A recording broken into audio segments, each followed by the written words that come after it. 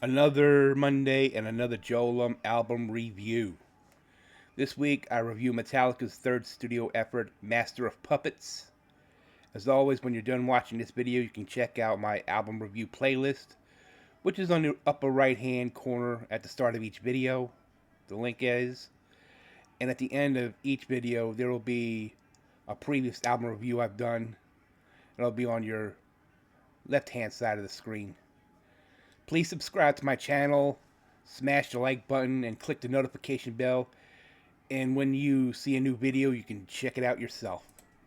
Master of Puppets is Metallica's third studio album, released in March of 1986 by Elektra Records, and recorded at Sweet Silence Studios in Copenhagen, Denmark, with producer Flemming Rasmussen. It's the band's final record to feature bassist Cliff Burton, as he would tragically pass away while on a European tour in September of '86. More on that in a little bit. In 1983, Metallica released their debut Kill 'Em All. That album laid the foundation for thrash metal with its aggressive musicianship and vitriolic lyrics. The album revitalized the American underground music scene and inspired similar records by contemporaries.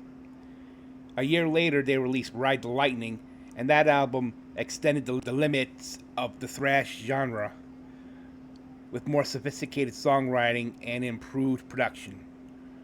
The album caught the attention of Michael Aligo, a representative of Elektra Records, signing them to an 8-album deal in '84. Elektra Records reissued Ride the Lightning in November of that year. They parted ways with manager John Zazula and signed with Q Prime executives Peter Mensch and Cliff Bernstein. During the summer of 1985, Metallica played the Monsters of Rock Festival at Castle Donington alongside bands like Bon Jovi and Rat to a crowd of 70,000 fans. Motivated by creating a new record that would impress fans and critics alike, new material was being put together in mid-1985. James Hetfield and Lars Ulrich were the primary songwriters that already had the title Master of Puppets. The two would develop ideas at a garage in El Cerrito, California, before Cliff Burton and Kirk Hammett were brought in for rehearsals. Around the same time, prior to heading out to Lars' home country of Denmark to once again hook up with Flemming Rasmussen to create the album, Lars actually took drumming lessons, while Kirk Hammett worked with Joe Satriani to learn how to record and perform more efficiently.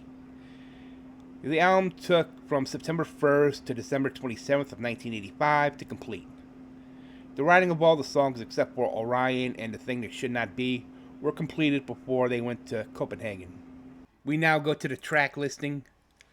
Battery, written by James Hetfield and Lars Ulrich, clocks in at 5:13. The title track, Master of Puppets, written by James, Lars, Cliff Burton, and Kirk Hammett, clocks in at 8:38.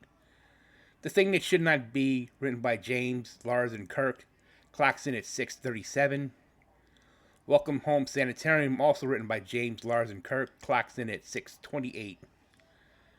Disposable Heroes, again written by James Hetfield, Lars Ulrich, and Kirk Hammett, clocks in at 8:18.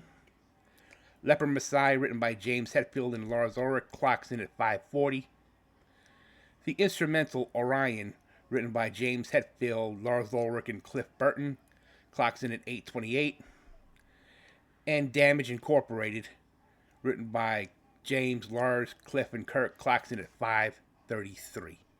Master of Puppets was released on March 3rd, 1986 by Elektra Records. Master of Puppets peaked at number 29 on the Billboard 200 and received widespread acclaim from critics who praised its music and political lyrics. It is widely considered to be one of the greatest and most influential metal albums of all time, and it is credited with consolidating the American thrash metal scene. It was certified 6 times platinum by the Recording Industry Association of America, RIAA, in 2003, for shipping 6 million copies in the United States, and was later certified 6 times platinum by Music Canada and platinum by the British Phonographic Industry, BPI. In 2015, Master of Puppets became the first metal recording to be selected by the Library of Congress for preservation in the National Recording Registry for being culturally, historically significant. I mentioned earlier this would be the last record for bassist Cliff Burton. See, what happened was, while touring in support of Puppets, he died after a tragic tour bus accident in Dorp, Sweden on September the 27th of 1986. They had to cancel the European leg of their Puppets tour, and the band had to return home to audition a new bass guitarist, which turned out to be Jason Newsted, a founding member of the thrash act Flotsam and Jetsam. My overall rating for Master of Puppets is a 10 out of 10. Real quickly, the album's artwork was designed by Metallica and Peter Mensch and painted by Don Brautigam, depicting a cemetery field of white crosses tethered to strings manipulated by a pair of hands in a clouded blood-red sky with a fiery orange glow on the horizon. While I love every song on the album, only one that bored me a bit, and that was Leper Messiah. But the best tracks are the title track, Master of Puppets, Battery, Disposable Heroes, and Welcome Home Sanitarium.